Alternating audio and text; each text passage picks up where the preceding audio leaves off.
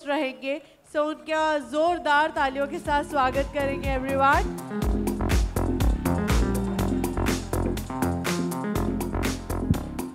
अब आप सभी को यहाँ पर ज्ञान का भंडार मिलने वाला है दोस्तों, तो सभी लोग ध्यान से सुनिएगा।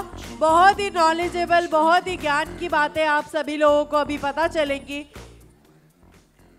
So इस टॉक शो के लिए we would also like to invite our special guest, CEO and co-founder Mr. Roshan Singh Bish to please join us. दोस्तों जोरदार तालियां होनी चाहिए भाई। हेलो हेलो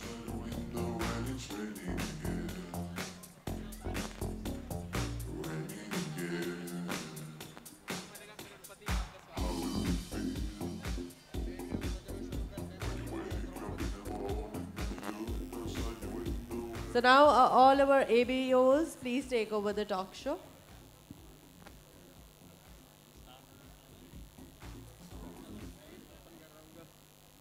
पीछे की तरफ जितने भी लोग खड़े हुए हैं, प्लीज अपनी अपनी सीट्स पर बैठ जाएं जल्दी से। हेलो एसोटियंस, टॉक शो शुरू करने से पहले एक स्लोगन हो जाए जोरदार। Are you ready? एसोट, one team, big dream. Oh yes, okay. Specially जितने भी फैमिली मेंबर्स यहाँ पे आए हुए हैं आज, बहुत सारे लोगों को मैंने स्टेज पे देखा जब उनके जो बच्चे हैं वो उन्होंने एस टाइटल अचीव किया and they were so happy. और मैं बैठ के इस चीज़ को देख रहा था कि यहाँ पे बैठे हुए जितने भी लोग हैं, ये दिन सबकी लाइफ में आ सकता है जब वो अपने फैमिली मेम्बर्स के साथ इस तरीके से स्टेज में होंगे। एंड सबसे जो बड़ी चीज़ है, जब भी कोई भी पेरेंट्स अपने बच्चों को सक्सेस होते हुए, ग्रो करते हुए, रिवॉर्ड एंड रिकॉग्निशन का पार्ट बनते हुए देखता है, तो उनके लिए वो एक बहुत बड़ा प्राउड मोमेंट होता है। एंड स्टार्टिंग के टाइम पे मे बी थोड़ी ऐसी चीज़ें रहती हैं जब हम पार्टनर्स के मुंह से ये चीज़ सुन रहे होते हैं कि फैमिली इतना सपोर्ट नहीं कर रहा है इनिशियली स्टेज पे, बट वंस जब आप उनको प्रूव कर देते हो तो वही फैमिली आपको सपोर्ट भी करता है और आपके साथ वो स्टेज पे भी खड़ा होता है। And I am expecting from all of you कि एक दिन आप सबकी लाइफ में ये दिन होगा जब आप स्टेज पे होंगे। So coming back to the show, senior, मेरा एक क्वेश्चन है। बहुत सारे बिजनेसेस को जब हम देखते हैं या स्टडी करते हैं या इवन जब उनके बारे में जानने का मौका मिलता है, सो काफ़ी बिजनेसेस ऐसे होते हैं जो स्टार्टिंग में भी 3 साल 5 साल या 10 साल की जर्नी के अंदर वो कहीं ना कहीं वो अपने आप को सस्टेन नहीं कर पाते हैं एंड दे क्लोज हो जाते हैं फाइनली, है ना। बट अगेन एसोट को 13 साल से ऊपर टाइम हो चुका है, तो ऐसा सक्सेस फैक्टर क्या है एसोट का? Thank you Gurusevak, and thanks to Mohit, thanks to Harpal and all the aces जितने भी यहाँ पे हैं, and of course to all the partners. मुझे आज भी ध्यान है, प्रॉब्ली हो सकता है बहुत सारे पार्टनर्स का ये आई डोंट नो कौन सा एबीसी हो सकता है, कितने पार्टनर का फर्स्ट एबीसी हो, कितने पार्टनर का सेकंड हो, कितने का थर्ड हो, मे बी उससे भी ज़्यादा। बट आई स्टिल रिमेंबर कि जब हमने स्टार्ट किया था वी वर इन मोहाली। पंजाब में एक शहर है मोहाली, और मोहाली को रिकॉग्निशन अब जाके मिलनी चालू हुई है, एंड आई थिंक उसका एक कारण ये शॉर्ट भी है। yes. तो यूजुअली जैसे ओल्ड टाइम पे गुड़गांव को जैसे लोग जानते थे कि गुड़गांव जो है वो दिल्ली का ना एक पुअर कज़न है, मतलब उसका गरीब चचेरा भाई है दिल्ली का गुड़गांव। तो वैसे ही मोहाली को भी कुछ वैसे ही जानते थे कि वो चंडीगढ़ का पुअर कज़न है, and that's where we started. जब हमने वहाँ पे स्टार्ट किया था वो टाइम पे मैं 21 साल का था, एंड 2011 की ये बात हो रही है। तो ओवर द टाइम जब तुम एक स्टेज पे पहुंच जाते हो, तुमने थोड़ा बहुत टाइम इतना निकाल लिया बिजनेस में and you are sustainably growing, तो मे बी तुम बहुत सारी स्टोरीज नरेट कर सकते हो। बट द फैक्ट इज़ कि द वे जिस तरीके से हमने स्टार्ट किया था, मैं भी यहाँ पे बहुत सारे लोग में भी जैसे 21 के होंगे अभी यहाँ पे कौन कौन है जो 21 साल का है? काफ़ी सारे, हाँ 21 प्लस 10 सही, कुछ का 20 है। 21 प्लस 20 सही। तो आई वाज 21 साल का वो टाइम पे, एंड टू बी ऑनेस्ट 21 साल की एज में ये फिगर आउट करना कि तुम्हें क्या करना है, 10 साल बाद तुम क्या सोच रहे होगे, क्या कर रहे होगे, ये बहुत डिफ़िकल्ट है। एंड ऐसा नहीं है कि मैंने कुछ सोचा हुआ था 21 साल की एज में ना। हाँ एक चीज़ मैं जरूर यहाँ पे लोग बता सकता हूँ कि जिस टाइप का जुनून, जिस टाइप का जोश इस एज में तुम्हारे अंदर हो सकता है, ये बाद में नीचे ही जाने वाला है तो इसीलिए मेक श्योर कि इस जोश को यूज़ करो अच्छे के लिए, बेटर करने के लिए, एंड जितना इसकी एडवांटेज ले सकते हो टू बिल्ड समथिंग जो तुम्हें फ्यूचर के लिए सस्टेन करे, उस पर एफर्ट डालो। तो मैंने भी कुछ नहीं सोचा हुआ था, एक जस्ट ऐसी जुनून था कि कुछ करना है, स्टार्ट करना है। बट करते करते आज 13 साल हो चुके हैं, and when I look back, आज तो चीज़ों को समझने में ना बहुत ज़्यादा आसानी होती है कि हमने क्या ऐसा किया जिसकी वजह से हम 14th ईयर में एंटर कर चुके हैं।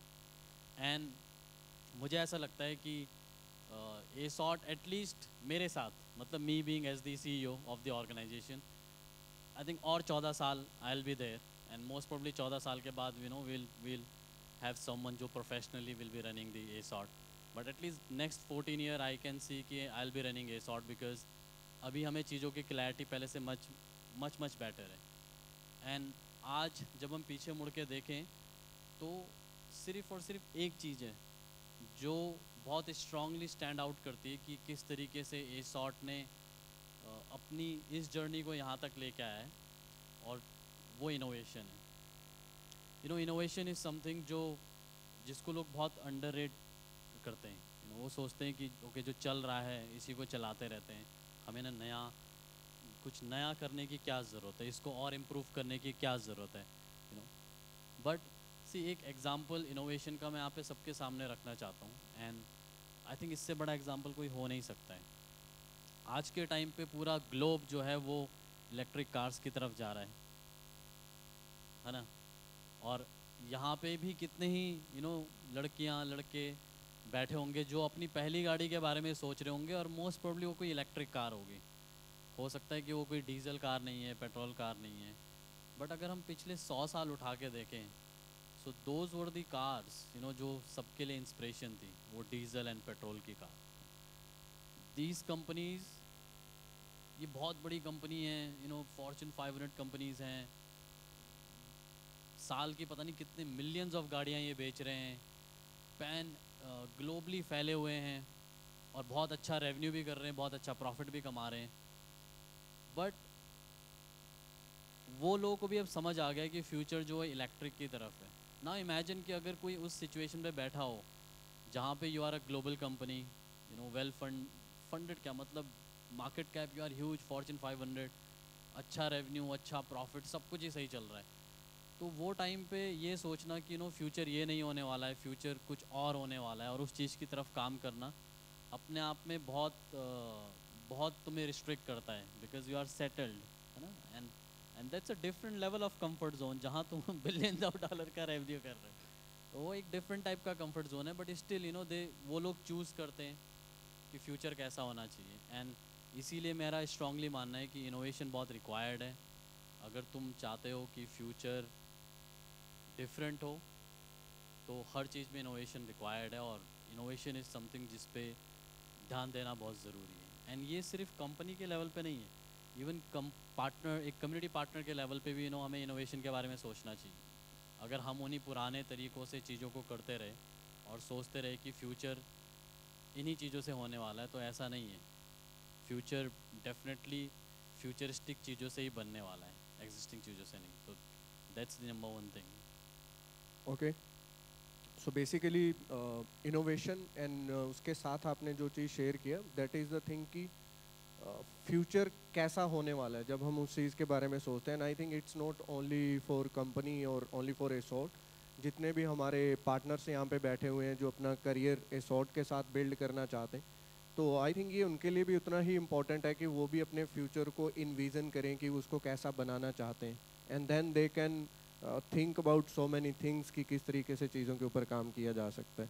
सो आई थिंक अगर कोई क्लोजली असोर्ट जर्नी को भी, असोर्ट बीइंग अ कंपनी, अगर जर्नी को भी अच्छे तरीके से समझता है तो उसको अपना बिजनेस असोर्ट के साथ बिल्ड करना उतना ही आसान हो जाता है. एक चीज़ जो मैंने एक पॉडकास्ट में सुना था, दैट पर्सन सेज कि आपको ना सक्सेस होना बहुत आसान है, स्पेशली आज इंफॉर्मेशन इतना ज़्यादा अवेलेबल है. और उसने बोला कि आप किसी भी सक्सेसफुल मॉडल को पकड़ो एंड देन उसको 100% एंड इवन जितना आप कर सकते हो उसको कॉपी करो.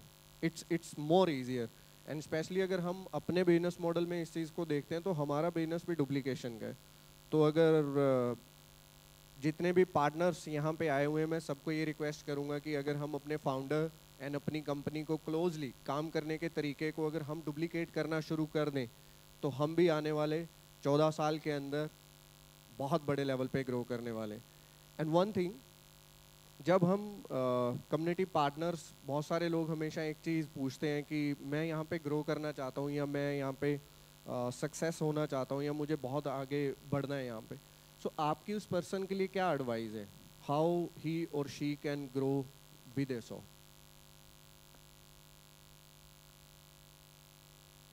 ये ना सिर्फ और सिर्फ मैं कम्युनिटी पार्टनर के एंगल से नहीं बोलूँगा, you know, because you guys are your own bosses, है ना. यू गाइज मतलब अगर तुम सेल्स करते हो then only you earn incentive profit, right. तो तुम्हारा जो प्रॉफिट है, तुम्हारा जो इनकम है, वो कम्प्लीटली डिपेंडेंट है तुम्हारे एफर्ट्स के ऊपर. वो उसको कोई और नहीं डिसाइड करता है.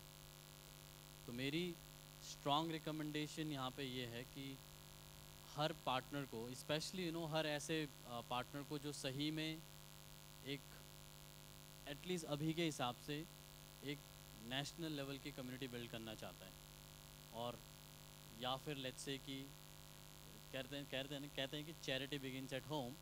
तो एटलीस्ट वो उत्तर प्रदेश लेवल की यू नो अपनी कम्युनिटी बिल्ड करना चाहता है कि उसकी जो कम्युनिटी है वो पैन उत्तर प्रदेश फैली हुई हो हर जगह जगह के अंदर.